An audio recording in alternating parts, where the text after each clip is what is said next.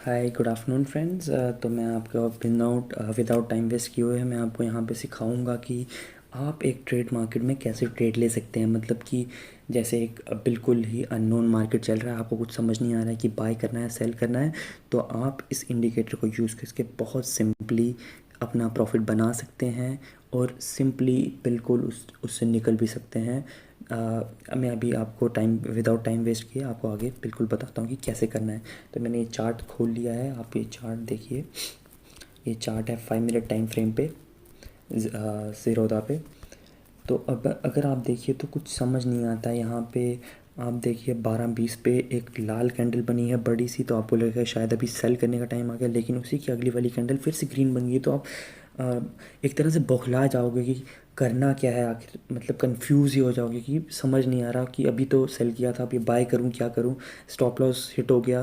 तो इसीलिए इसके लिए एक बहुत सिंपल स्ट्रेटजी है, बहुत ज़्यादा सिंपल, कुछ नहीं करना है। यहाँ पे जाके एफएक्स जो है बेसिकली जो यहाँ पे उसमें दबाना है आपको, बोलिंगर बैंड्स टाइप करना है, BOLL, ये आ जाएगा बोलिंगर बैंड्स। ये आप देख सकते हैं बोलिंगर बैंड्स।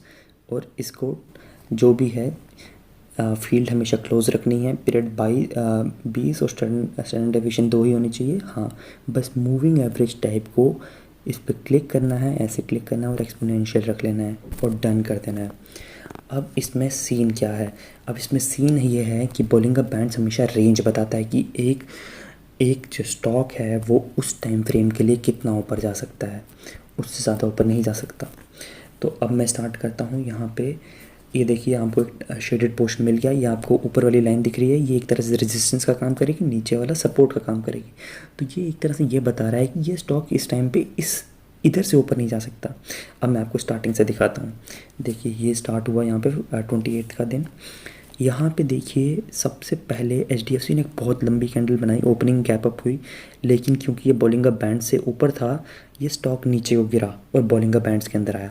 तो आप यहाँ पे इजीली सेल कर सकते हो। सेल क्यों करोगे? क्योंकि ये बॉलिंगर बैंड्स के बाहर है, तो आपको पता है ये बॉलिंगर बैंड्स के बाहर नहीं जा सकता, तो ये गिरेगा स्टॉक। तो ये देखिए यहाँ पे फिर से ऊपर गया, लेकिन यहाँ से गिरना शुरू हो गया। तो अगर आप ये यहाँ से देखिए, आपने बाई चांस यहाँ से भी बाय किया होता, यहाँ पे आपने बाय किया है, ये है 1493 और ये स्टॉक गिरा है यहाँ तक 1485। तो मैंने आपको ये भी बता दूं कि अगर आप 5 मिनट के टाइम फ्रेम पे हो तो अपना टारगेट 0.5% रखिए, ज़्यादा नहीं। ज़्यादा लालच नहीं करना है कभी भी ट्रेड मार्केट में, नहीं तो लॉस ही होगा। और अगर आप 15 मिनट के टाइम फ्रेम पे हो तो तब आप एटलीस्ट 1% रख सकते हो, at the max, sorry at the max 1%, उससे ज़्यादा बिल्कुल नहीं। तो अब आपको ये पहली ट्रेड हो गई।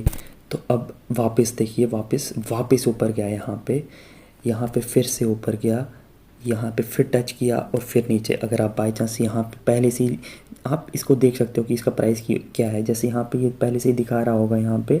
अभी तो ये मार्केट ऑफ है तो इसलिए आपको नहीं पता चलेगा, लेकिन जब मार्केट ऑन होता है तो यहाँ पे ये प्राइस जैसे अभी 1494 दिखा रहा है, तब ये जितना भी इसका प्राइस होगा कुछ 1495 1496 तब ये दिखा रहा होगा। तो बेसिकली आप इसको तब देख सकते हो कि हाँ ये कैंडल आ रही है, तो 1495, तो आप इसको यहाँ पे बेच सकते थे।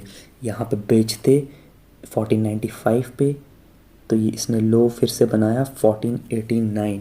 मैं कहूँगा कि जो मिडिल बैंड है, ये मिडिल बैंड है, इधर ही इसको ख़त्म कर दें, क्योंकि ये भी एक तरह की छोटी रेजिस्टेंस, बहुत छोटी है, मायने नहीं रखती, लेकिन सेफ्टी के लिए यहीं पे। तो 1495 से 1489 मतलब 0.5% आपके पास आ गया है।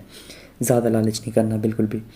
अब देखिए आगे चलते हैं, आगे चलते हैं। ये बॉलिंग बैंड्स बनते हैं, ट्रेड अभी नहीं मिल रहा है, ट्रेड नहीं मिल रहा है। यहाँ पे देखिए 12:30 बजे आपको, अभी जो मैंने स्टार्टिंग में ही बोला था कि 12:30 बजे एक लाल कैंडल बनी और फिर एक ग्रीन कैंडल बन गई।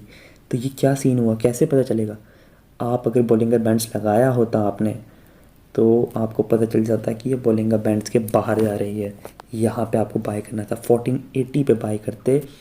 और उसके बाद देखिए मैंने आपको बोला है, रूल नहीं तोड़ेंगे बिल्कुल भी, मिडिल बैंड 1480 पे बाय भी करते। तो ये देखिए यहाँ पे इस कैंडल पे आपको बेसिकली इस कैंडल पे निकलना है। तो ये ऑलमोस्ट 1486 1487 7 पॉइंट देगी, 0.5% दे चुकी है। तो एक बार फिर से 0.5% आपका आ गया। अब हम आगे चलेंगे। अब ये देखिए फिर से आपने लगाया होता यहाँ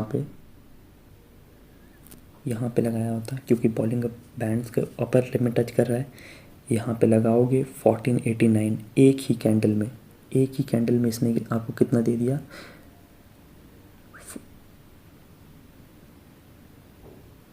1484, 1489 से 1484, फिर से 6 पॉइंट, ऑलमोस्ट 0.5%।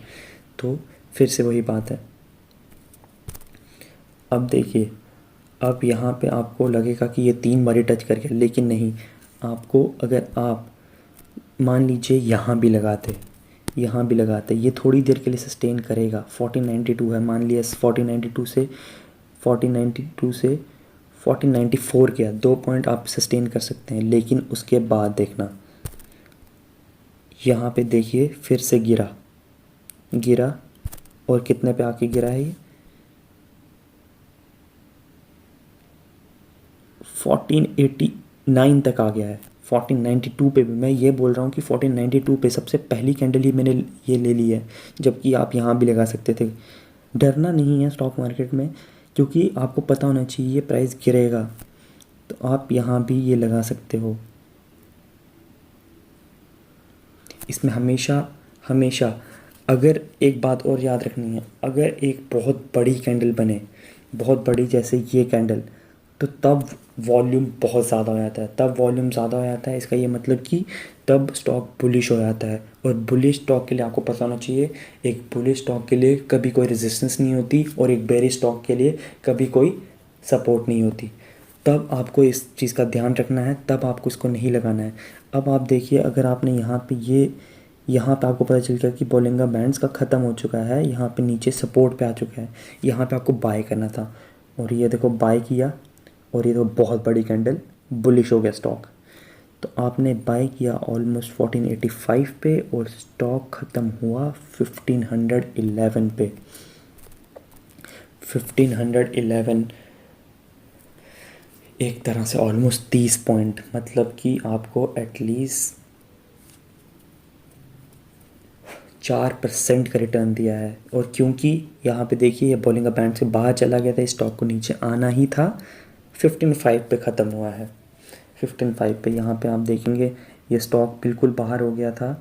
यहाँ पे आपको बेचना था आराम से, आप यहाँ भी बेच सकते हो। देखिए, अब बात यही है कि मैं सजेस्ट करूँगा कि बोलिंगा बैंड्स तब तक ही काम करते हैं जब तक मार्केट एक रैशनल चीज़ है, और मार्केट 3 बजे के बाद इरेशनल हो जाता है, क्योंकि तब सब बेचने लगते हैं, कुछ लोग ख़रीदने लगते हैं, क्योंकि वो अगले दिन का सोचने लगते हैं।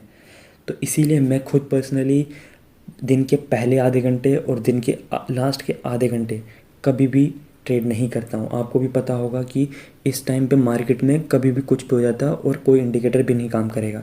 तो अगर आप एक सेफ़ ट्रेडर हैं, कम कैपिटल है, कमाना चाहते हैं, तो इन दोनों पीरियड्स को अवॉइड कीजिए। क्योंकि इन टाइम पे मैं मानता हूँ यहाँ पे अगर आप जैसे 3 बजे के बाद ही हुआ है, ये 3 बजे के बाद अगर करते तो आपको प्रॉफिट होता, लेकिन अगर आप यहाँ पे करते तो लॉस भी होता। इसलिए मैं अवॉइड करता हूँ, क्योंकि ये इंडिकेटर्स लास्ट के 30 मिनट में नहीं करते, क्योंकि बंदे तब अपने पोजीशन स्क्वेयर ऑफ करना चाहते हैं, और कुछ बंदे अपनी पोजीशन बनाना चाहते हैं अगले दिन के लिए। तो बहुत बड़ी बड़ी डील्स चलती हैं पहले आधे घंटे में भी और लास्ट के आधे घंटे में। सो avoid doing trading in the first 30 minutes and the last 30 minutes. So guys, ये था मेरा पहला वीडियो। आई होप आपको पसंद आया होगा।